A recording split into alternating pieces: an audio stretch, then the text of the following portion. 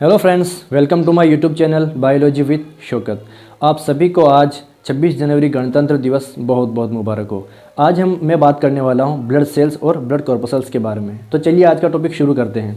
Blood cells या blood corpuscles. हमने blood components के अंदर पढ़ा था कि हमने ब्लड को 2 पार्ट में डिवाइड किया था। ब्लड प्लाज्मा जो 55% था, रिमेनिंग जो ब्लड सेल्स थी वो 45% थी। आज हम 45% की बात कर लेते हैं। हमारे ब्लड के अंदर मेजरली 3 टाइप्स की सेल्स पाई जाती है, एरिथ्रोसाइट्स, ल्यूकोसाइट्स और थ्रोम्बोसाइट्स, जिनको हम जनरली आरबीसी, डब्ल्यूबीसी और प्लेटलेट्स के नाम से जानते हैं। सबसे पहले हम बात करते हैं एरिथ्रोसाइट्स की। हमारे ब्लड के अंदर लगभग 45% आरबीसी ही पाई जाती है, एरिथ्रोसाइट्स ही पाई जाती है। 1% से भी कम ल्यूकोसाइट्स और थ्रोम्बोसाइट होती है हमारे ब्लड के अंदर, यानी सबसे ज़्यादा संख्या में, सबसे ज़्यादा नंबर में एरिथ्रोसाइट्स होती है। सबसे पहले बात करते हैं इसके लाइफ स्पान की।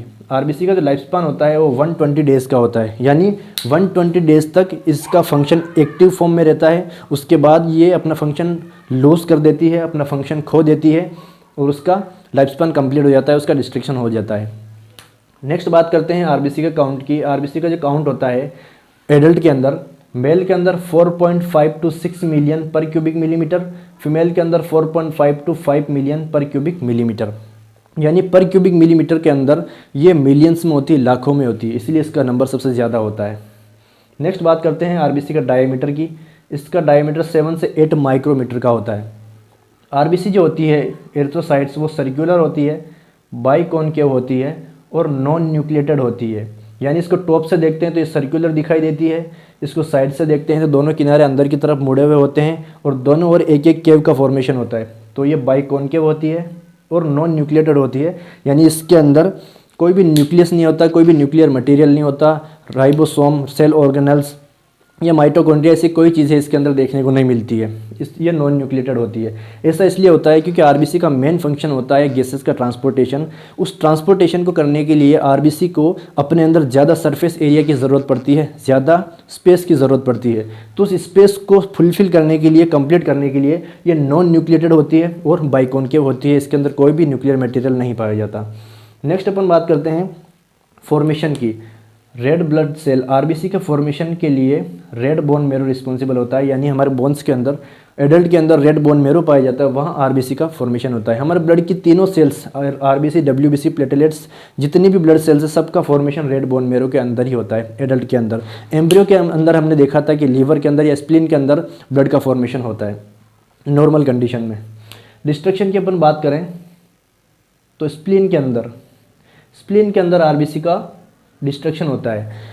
जब आरबीसी का लाइफ स्पान 120 डेज कंप्लीट हो जाता है, उसके बाद इसको डिस्ट्रक्शन के लिए स्प्लीन के अंदर जाना पड़ता है, या स्प्लीन के द्वारा इसका डिस्ट्रक्शन होता है जब लाइफ स्पान कंप्लीट हो जाता है, यानी जब इसका फंक्शन कंप्लीट हो जाता है तब इसके डिस्ट्रक्शन के लिए स्प्लीन रिस्पॉन्सिबल होता है। नेक्स्ट अपन बात करते हैं विटामिन B12 और फोलिक एसिड। विटामिन B12 और फोलिक एसिड आरबीसी के मैच्योरेशन के लिए रिस्पॉन्सिबल होते हैं। आपने देखा होगा कि जो प्रेग्नेंट वुमेन्स होती है या प्रेग्नेंट लेडीज़ होती है, उनको डॉक्टर विटामिन B12 और फोलिक एसिड टेबलेट या फोलिक एसिड मेडिसिन प्रिस्क्राइब करते हैं, एडवाइस करते हैं। ऐसा इसलिए करते हैं ताकि आरबीसी का नंबर बढ़ाया जा सके, कहीं ना कहीं ब्लड का वॉल्यूम बढ़ाया जा सके, क्योंकि प्रेग्नेंट वुमेन्स के अंदर 2 रिक्वायरमेंट होती है। एक तो मदर की बॉडी के ट्रांसपोर्टेशन या सप्लाई के लिए ब्लड की ज़रूरत होती है, दूसरा मदर की यूट्रस में या वुम्ब के अंदर जो एम्ब्रियो होता है उसको भी ब्लड सप्लाई की ज़रूरत होती है। तो ब्लड सप्लाई को बढ़ाने के लिए, आरबीसी के काउंट को बढ़ाने के लिए विटामिन B12 और फोलिक एसिड की टेबलेट दी जाती है प्रेग्नेंट वुमेन को। तो वो ये दोनों ये क्या करते हैं, मैच्योरेशन को बढ़ाते हैं, आरबीसी के कहीं ना कहीं प्रोडक्शन को बढ़ाते हैं। नेक्स्ट बात करते हैं आरबीसी की कमी हो जाए या आरबीसी का नंबर कम हो जाए, उसकी डेफिशिएंसी हो जाए, तो उसको हम कहते हैं एनीमिया, यानी ब्लड की कमी को एनीमिया कहते हैं या आरबीसी की कमी को एनीमिया कहते हैं। फंक्शन की अगर अपन बात करें, आरबीसी का मेजर फंक्शन, मेन फंक्शन होता है गैसेस का ट्रांसपोर्टेशन हीमोग्लोबिन के द्वारा। मेजरली ऑक्सीजन का ट्रांसपोर्टेशन के लिए हीमोग्लोबिन रिस्पॉन्सिबल होता है। ऑक्सीजन, एक हीमोग्लोबिन का मॉलिक्यूल 4 ऑक्सीजन को अपने साथ बाइंड करके ट्रांसपोर्ट कर सकता है। कुछ मात्रा में CO2 का भी ट्रांसपोर्टेशन हीमोग्लोबिन के द्वारा होता है। बाकी मैक्सिमम जो CO2 का ट्रांसपोर्टेशन होता है वो ब्लड के प्लाज्मा के द्वारा होता है, डिजोल्व फॉर्म में होता है। मेजरली ऑक्सीजन के ट्रांसपोर्टेशन के लिए रिस्पॉन्सिबल होता है हीमोग्लोबिन, जो कि आरबीसी के अंदर होता है। नेक्स्ट अपन बात करते हैं आरबीसी की फ्लेक्सिबिलिटी की। आरबीसी की फ्लेक्सिबिलिटी को बनाए रखने के लिए उसकी प्लाज्मा मेम्ब्रेन के अंदर एक प्रोटीन होती है, स्पेक्ट्रिन प्रोटीन। ये स्पेक्ट्रिन प्रोटीन इसको फ्लेक्सिबिलिटी प्रोवाइड करके रखती है, क्योंकि आरबीसी का जो डायमीटर होता है वो हमने पढ़ा था 7 से 8 माइक्रोमीटर का होता है। हमारा जो वेस्कुलर सिस्टम होता है वो क्लोज वेस्कुलर सिस्टम होता है। इसका मतलब ये होता है कि जो ब्लड होता है वो हमारी ब्लड वेसल्स के अंदर फ्लो करता है, और जो ब्लड कभी भी सेल्स के डायरेक्ट कांटेक्ट के अंदर नहीं होता है। हमारी ह्यूमन बॉडी का जो वेस्कुलर सिस्टम होता है वो क्लोज टाइप का होता है। इसका मीन्स ये होता है कि ब्लड कभी भी डायरेक्ट सेल्स और टिश्यू के कांटेक्ट में नहीं रहता है, ये हमेशा ब्लड वेसल्स के अंदर फ्लो करता है। तो हमारे सेल्स के अंदर जो माइन्यूट ब्रांचेस जाती है जिनको हम कैपिलरीज कहते हैं, कैपिलरीज, इन कैपिलरीज तक आरबीसी का ट्रांसपोर्टेशन कैसे हो सकता है? क्योंकि कैपिलरीज जो होती है ये माइन्यूट ब्रांचेस होती है। इन ब्रांचेस सेल्स तक जाती है। इन सेल्स तक आरबीसी को जाने के लिए अपना शेप जो होता है 7 से 8 माइक्रोमीटर का होता है। अब इस 7 से 8 माइक्रोमीटर का जो इसका डायमीटर होता है वो इन नैरो स्पेस के अंदर कैसे जाए? तो फ्लेक्सिबिलिटी प्रोवाइड करता है स्पेक्ट्रिन प्रोटीन। ये प्रोटीन क्या करता है, इस आरबीसी को फ्लेक्सिबिलिटी प्रोवाइड करके रखता है, ताकि ये नैरो स्पेस के अंदर भी, जो नैरो स्पेस होते हैं उनके अंदर भी ये इजीली ट्रांसपोर्ट हो जाए और सेल्स और टिश्यूज़ को भी ऑक्सीजन मिल जाए। तो नैरो स्पेसेस में आरबीसी के ट्रांसपोर्टेशन के लिए ये स्पेक्ट्रिन प्रोटीन जो होता है इसकी प्लाज्मा मेम्ब्रेन के अंदर पाया जाता है। ये कहीं ना कहीं इसको हेल्प करता है, तो इजीली ये नैरो स्पेस के अंदर भी आरबीसी ट्रांसपोर्ट कर जाती है। ये फ्लेक्सिबिलिटी प्रोवाइड करके रखती है प्रोटीन, स्पेक्ट्रिन प्रोटीन। एक और बाइकॉन्केव होती है, और आरबीसी की जो प्लाज्मा मेम्ब्रेन होती है वो काफ़ी थिन होती है, काफ़ी पतली होती है, ताकि इजीली गैसेस का डिफ्यूजन हो सके, इजीली गैसेस उसके साथ बाइंड हो सके। तो ये आरबीसी के दो स्पेसिफिक जो कैरेक्टर थे वो यहाँ पर हमने देखे कि फ्लेक्सिबिलिटी और थिन प्लाज्मा मेम्ब्रेन। ये थी आरबीसी की बात। नेक्स्ट अपन बात करते हैं डब्ल्यूबीसी या ल्यूकोसाइट्स। डब्ल्यूबीसी जो होते हैं ये वाइट ब्लड सेल्स के नाम से जाने जाते हैं। इनका जो लाइफ स्पान होता है वो 10 डेज़ का होता है, क्योंकि 10 डेज से भी कम होता है, लेस देन 10 डेज होता है, क्योंकि इसकी बहुत सारी टाइप्स होते हैं डब्ल्यूबीसी के, जिनके अलग अलग लाइफ स्पान होते हैं, इसलिए इनको 10 डेज से कम कैटेगरी के अंदर रखा गया है। डब्ल्यूबीसी के काउंट की बात करें तो 10,000 पर क्यूबिक मिलीमीटर, यानी 1 क्यूबिक मिलीमीटर के अंदर ये इनकी संख्या हज़ारों में होती है, थाउजेंड्स के अंदर होती है, बहुत कम होते हैं। डायमीटर की अगर अपन बात करें तो 14 से 16 माइक्रोमीटर का होता है, यानी इनका डायमीटर आरबीसी और प्लेटलेट से ज़्यादा होता है, यानी ये इनका शेप होता है वो ज़्यादा होता है, ये बड़ी होती है आरबीसी और प्लेटलेट से। न्यूक्लिएटेड होती है, कलरलेस होती है और इरेगुलर शेप में होती है। डब्ल्यूबीसीज के अंदर न्यूक्लियर मटेरियल पाया जाता है, न्यूक्लियस पाया जाता है, कलरलेस होती है इसलिए इनको वाइट कहा जाता है, और इरेगुलर शेप में होती है। इरेगुलर शेप में ये इसलिए होती है क्योंकि ये ज़रूरत पड़ने पर अपना शेप चेंज करती रहती है, इसीलिए इनको इरेगुलर बोला गया है। डब्ल्यूबीसी का मेन फंक्शन होता है हमारे डिफेंस मैकेनिज्म को बनाए रखना, जो हम आगे फंक्शन में डिस्कस करेंगे। इरेगुलर शेप में होती है। डाइपेडेसिस और स्यूडोपोडिया दो इंपॉर्टेंट टर्म होती है। डाइपेडेसिस, इसके ऊपर क्वेश्चन भी पूछा जाता है, व्हाट इज़ डाइपेडेसिस? डाइपेडेसिस का मीन्स होता है ये हमारी ब्लड वेसल्स है और ये ब्लड सेल्स इसके अंदर फ्लो करती है। डाइपेडेसिस का मीन्स ये होता है कि ब्लड वेसल्स की वॉल को पार करके बाहर निकल जाना, इस प्रोसेस को कहा जाता है डाइपेडेसिस। हमारी जो डब्ल्यूबीसी होती है उसके अंदर ऐसी प्रॉपर्टी होती है कि ये हमारी ब्लड वेसल्स की वॉल को पार करके दूसरे सेल्स और टिश्यू तक माइग्रेट हो जाती है, इस प्रोसेस को डाइपेडेसिस कहा जाता है। ये डाइपेडेसिस का प्रोसेस करती क्यों है? ऐसा इसलिए करती है कि हमारी बॉडी के अंदर जब भी कोई फॉरेन पार्टिकल एंटर होता है, वो फॉरेन पार्टिकल हमारे ब्लड के अंदर भी हो सकता है, टिश्यू या सेल्स के अंदर भी हो सकता है। जब ब्लड वेसल्स के अंदर होता है तो डब्ल्यूबीसी उस फॉरेन पार्टिकल को ब्लड वेसल्स के अंदर ही फेगोसाइट कर लेती है, किल कर देती है। लेकिन सेल्स और टिश्यू तक होता है तो डब्ल्यूबीसी क्या करती है, डाइपेडेसिस के प्रोसेस से बाहर निकल जाती है। बाहर निकलने के बाद ये उस इन्फेक्शन साइट पे या उस बैक्टीरिया के पास जाती है और अपने शेप को, जो इसका शेप होता है उसको चेंज कर लेती है, इस तरह से चेंज कर लेती है, स्यूडोपोडिया बना देती है। ये स्यूडोपोडिया क्या करते हैं, इस इन्फेक्शन को अपने अंदर ले लेते हैं और इसको इनगल्फ कर लेते हैं, यानी इसको खा जाते हैं। तो ये काम होता है डब्ल्यूबीसी का, जो डाइपेडेसिस और स्यूडोपोडिया के ज़रिए ये डब्ल्यूबीसी करती है। काफ़ी इंपॉर्टेंट और इंटरेस्टिंग फंक्शन होता है डब्ल्यूबीसी का। नेक्स्ट अपन बात करते हैं फॉर्मेशन। डब्ल्यूबीसी का जो फॉर्मेशन होता है वो रेड बोन मैरो के अंदर होता है। डिस्ट्रक्शन के ऊपर बात करें तो लाइसोसोम के द्वारा, क्योंकि इसके अंदर सेल ऑर्गेनेल्स पाए जाते हैं और उसके अंदर लाइसोसोम पाया जाता है जो इसका लाइफ स्पान कंप्लीट होने के बाद डिस्ट्रॉय कर देता है डब्ल्यूबीसी को जब इसका फंक्शन कंप्लीट हो जाता है। फंक्शन की अगर हम बात करें तो डिफेंस मैकेनिज्म, जैसा कि मैंने आपको डायपेडिसिस और स्यूडोपोडिया में बताया था कि ये किस तरह से ब्लड वेसल्स की वॉल को पार कर जाती है, जिसको डायपेडिसिस कहा जाता है।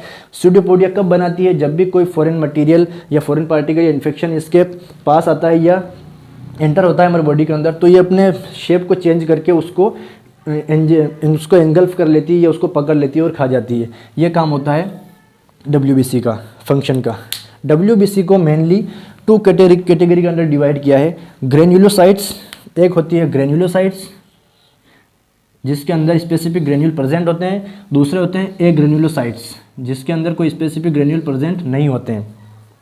ग्रेन्यूल ऐसे स्पेसिफिक ग्रेन्यूल होते हैं जिनको हम कलर कर सकते हैं, स्टेन कर सकते हैं, उनको ग्रेन्युलोसाइट्स कहा गया है। और जिनके अंदर ऐसे ग्रेन्यूल नहीं होते हैं जिनसे हम उनको कलर कर सकते हैं, वो एग्रेन्युलोसाइट्स होते हैं। इसके अंदर 3 सेल्स आती है। फर्स्ट है न्यूट्रोफिल, सेकंड है बेसोफिल और थर्ड है इयोसिनोफिल। ग्रेन्युलोसाइट्स के अंदर न्यूट्रोफिल, बेसोफिल और इयोसिनोफिल आती है। न्यूट्रोफिल लगभग 50 से 75% होती है, यानी डब्ल्यूबीसी के अंदर सबसे ज़्यादा नंबर जो होता है वो न्यूट्रोफिल्स का ही होता है। न्यूट्रोफिल्स 50 से 75% होती है। न्यूट्रोफिल को हम न्यूट्रल डाई से स्टेन कर सकते हैं, कलर कर सकते हैं, यानी न्यूट्रोफिल सेल्स के साइटोप्लाज्म के अंदर ऐसे स्पेसिफिक ग्रेन्यूल्स होते हैं जिनको हम कलर कर सकते हैं और वो कलर जो होता है वो न्यूट्रल डाई होती है, इसीलिए इनको न्यूट्रोफिल कहा गया है। न्यूट्रोफिल जो होती है मेनली जो इन्फेक्शन होता है उस इन्फेक्शन के अंदर प्राइमरी फंक्शन इसका ये होता है कि उस इन्फेक्शन या उस बैक्टीरिया को किल करना। बेसोफिल की बात करें, बेसोफिल 0 से 1% होती है, बहुत ही कम होती है यह डब्ल्यूबीसी, 0 से 1% के बीच में होती है।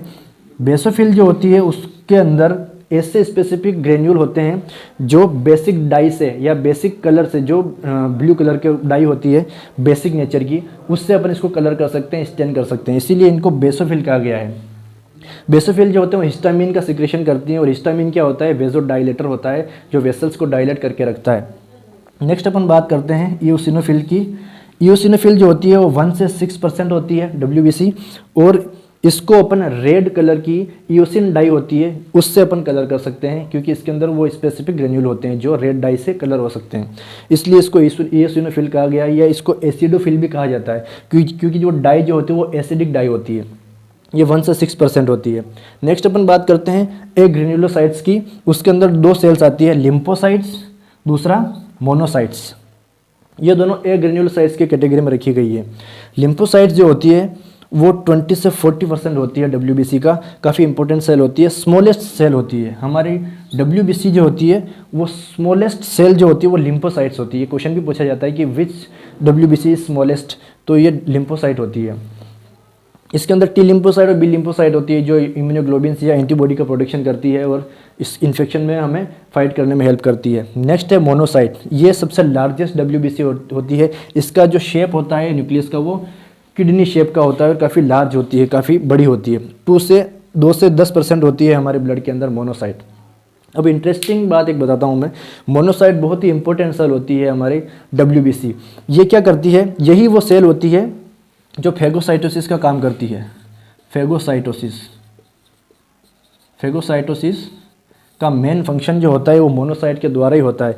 मैंने आपको डायपेडिसिस और स्यूडोपोडिया में बताया था कि डब्ल्यूबीसी क्या करती है, जब भी हमारी ब्लड वेसल्स के अंदर या हमारी बॉडी के अंदर कोई भी फॉरेन पार्टिकल या इन्फेक्शन एंटर होता है तो ये क्या करती है, डायपेडिसिस के थ्रू ब्लड वेसल से बाहर निकल जाती है, उसको डायपेडिसिस कहते हैं।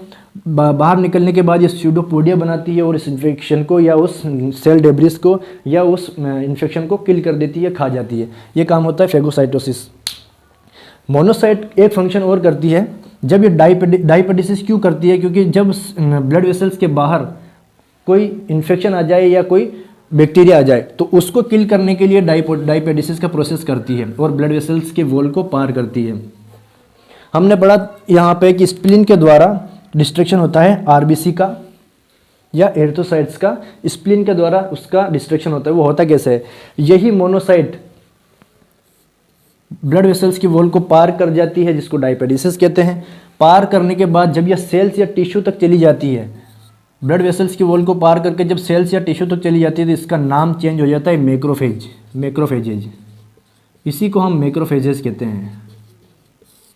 यानी मोनोसाइट जब ब्लड के अंदर रहती है और ब्लड के अंदर फेगोसाइटोसिस करती है तो उसको मोनोसाइट कहते हैं। जब ये मोनोसाइट ब्लड वेसल्स से बाहर निकल जाए, सेल्स और टिश्यू तक चली जाए, तो उसको हम कहते हैं मैक्रोफेजेस। काम उसका वहाँ भी यही होता है, फेगोसाइटोसिस। ब्लड के अंदर भी इसका काम फेगोसाइटोसिस था, सेल्स और टिश्यू के अंदर भी इसका काम फेगोसाइटोसिस ही है, लेकिन केवल नाम चेंज हो जाता है। ब्लड के अंदर इसको मोनोसाइट कहा जाता है, सेल्स और टिश्यू तक इसको मैक्रोफेजेस कहा जाता है। अब इस बात करते हैं स्प्लीन की। स्प्लीन के अंदर मैक्रोफेजेस पाई जाती है और यही मैक्रोफेजेस क्या करती है, आरबीसी का जब लाइफ स्पान कंप्लीट हो जाता है तो उसको फेगोसाइटोसिस कर लेती है, उसका डाइजेशन कर लेती है, उसको इंजेक्शन कर लेती है, उसको खा जाती है। तो यहाँ मोनोसाइट का बहुत ही इंटरेस्टिंग फंक्शन है। यही मोनोसाइट हमारी बॉडी के अंदर जितने भी सेल्स और टिश्यू हैं उसके अंदर फेगोसाइटोसिस का काम करती है और ब्लड के अंदर मोनोसाइट्स का, और दोनों का काम एक ही है, फेगोसाइटोसिस करना। तो कहीं ना कहीं काफ़ी इंटरेस्टिंग इसका फंक्शन है और इसके ऊपर क्वेश्चन काफ़ी अच्छा बनता है कंसेप्चुअल। यही मोनोसाइट ब्लड के अंदर मोनोसाइट कहलाती है और बाहर इसको मैक्रोफेजेस के नाम से जानते हैं। ये थी मोनोसाइट की बात। नेक्स्ट अपन बात करते हैं थ्रोम्बोसाइट्स और प्लेटलेट्स के बारे में। प्लेटलेट्स जो होते हैं इनको रियल सेल नहीं कहा गया है, फॉल्स सेल्स बोला जाता है, क्योंकि ये छोटे छोटे फ्रेगमेंट्स होते हैं जो मेगाकैरियोसाइट सेल्स होती है उनसे डिराइव होते हैं। मेन जो सेल होती है वो मेगाकैरियोसाइट्स होती है, उसका डेरिवेशन होता है, उसके डिराइव होते हैं छोटे छोटे फ्रेगमेंट्स, उनको प्लेटलेट्स बोला जाता है। इनका जो लाइफ स्पान होता है वो लगभग 8 to 9 डेज होता है। इसके बाद ये भी अपना फंक्शन लॉस कर देते हैं, इनका भी डिस्ट्रक्शन हो जाता है। प्लेटलेट्स काउंट जो होता है वो 1.5 to 3.5 लाख पर क्यूबिक मिलीमीटर होता है हमारे ब्लड के अंदर, यानी 1 क्यूबिक मिलीमीटर के अंदर 1.5 to 3.5 लाख होते हैं। इनकी संख्या भी बहुत ज़्यादा नहीं होती है। डायमीटर की बात करें तो सबसे छोटी सेल होती है ब्लड की, 2 to 3 माइक्रोमीटर इसका डायमीटर होता है। प्लेटलेट्स का राउंड शेप के होते हैं, गोल आकार के होते हैं, ये भी नॉन न्यूक्लिएटेड होते हैं और स्मॉल होते हैं। इनके अंदर भी न्यूक्लियस नहीं पाया जाता, कोई भी न्यूक्लियर मटेरियल सेल ऑर्गेनल्स नहीं पाए जाते हैं आरबीसी की तरह। फॉर्मेशन की बात करें तो रेड बोन मैरो के अंदर होता है। रेड बोन मैरो के अंदर इनकी प्रीकर्सर सेल होती है मेगाकैरियोसाइट्स। मेगाकैरियोसाइट्स इनकी प्रीकर्सर सेल होती है, उनसे ये डिराइव्ड होते हैं, बनते हैं, जो रेड बोन मैरो के अंदर होती है। डिस्ट्रक्शन की अपन बात करें तो स्प्लीन के अंदर, जैसा कि आरबीसी का डिस्ट्रक्शन हो रहा था स्प्लीन के अंदर मैक्रोफेजेस के द्वारा, वैसे ही थ्रोम्बोसाइट्स का भी डिस्ट्रक्शन स्प्लीन के द्वारा होता है। फंक्शन की बात करें तो कोगुलेशन यानी ब्लड का क्लॉट करना। जब हमारी बॉडी के अंदर कोई इंजरी हो जाए, चोट लग जाए, तो ब्लीडिंग होती रहती है, कुछ टाइम के बाद ब्लीडिंग स्टॉप हो जाती है, तो वो थ्रोम्बोसाइट्स ही होते हैं जो ब्लड का क्लॉट करते हैं, ब्लीडिंग को रोकते हैं, वो कोगुलेशन करवाते हैं, जिसको कैस्केडिंग प्रोसेस कहा जाता है। ये क्वेश्चन पूछा जाता है। कैस्केडिंग प्रोसेस का मीन्स होता है ब्लड क्लॉटिंग का फॉर्मेशन या ब्लड क्लॉट होने का जो प्रोसेस होता है उसको कैस्केडिंग प्रोसेस कहा जाता है, जिसके अंदर एक्टिव रोल निभाती है फाइब्रिनोजन प्रोटीन। ये फाइब्रिनोजन प्रोटीन अपना एक्टिव रोल निभाती है किसके अंदर, ब्लड क्लॉटिंग के अंदर, और ब्लड का क्लॉट करवाती है। तो बेसिकली हमने ब्लड सेल्स के अंदर, ब्लड कंपोनेंट्स के अंदर आज हमने एरिथ्रोसाइट, ल्यूकोसाइट्स और प्लेटलेट्स के बारे में पढ़ा कि ये क्या सेल की साइज होती है, क्या स्ट्रक्चर, क्या इसका लाइफ स्पान होता है, क्या इसके काउंट होते हैं, क्या इसका डायमीटर होता है, क्या फॉर्मेशन होता है, कहाँ इसका डिस्ट्रक्शन होता है, क्या इन तीनों सेल्स के फंक्शन होते हैं। ये हम ब्लड कंपोनेंट्स के अंदर आज हमें देखने को मिला। नेक्स्ट मेरी आने वाली वीडियो होगी ब्लड ग्रुप्स के ऊपर, जिसके अंदर हम ब्लड ग्रुप के बारे में पढ़ेंगे, उसके अंदर एबीओ सिस्टम और आरएच सिस्टम पढ़ेंगे। तो उस वीडियो को देखने के लिए प्लीज़ इस चैनल को जल्द से जल्द सब्सक्राइब कर लें। साइड में जो घंटी का आइकन है उसको भी क्लिक कर लें, ताकि आने वाली मेरी नेक्स्ट वीडियो आपके पास जल्द से जल्द और सबसे पहले पहुंच सके।